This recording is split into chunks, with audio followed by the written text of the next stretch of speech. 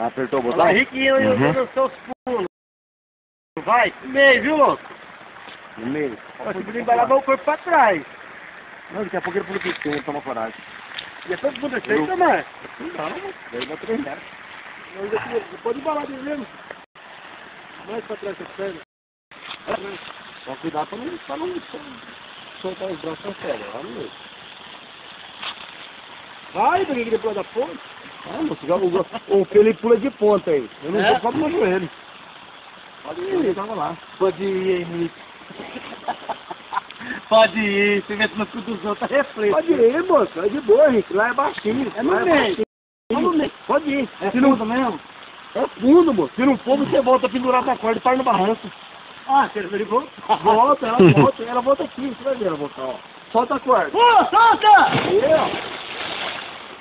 Ai, é fundo? Sai pra cá, ó. Aqui, Henrique, ó, na prainha ali, ó.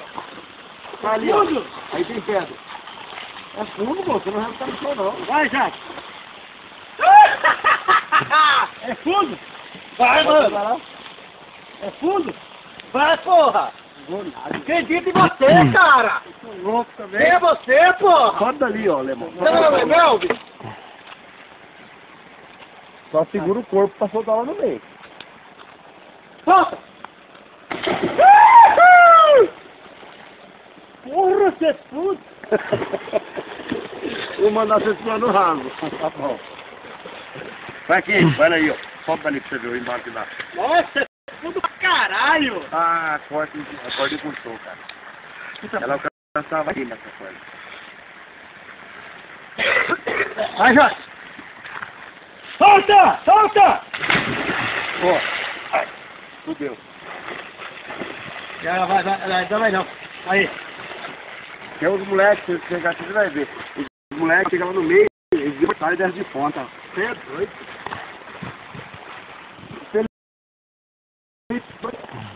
Olha aí, sai por lá, ó, sai por lá. Uhul, sai lá, ó. Aí você pula do barranco. O barranco é gostoso pra também. O barranco é melhor que a corda. Tá, filmar aqui. Tá filmando? Só olhar e sentar aí. Gostei, né? Gostei. Bora, vai.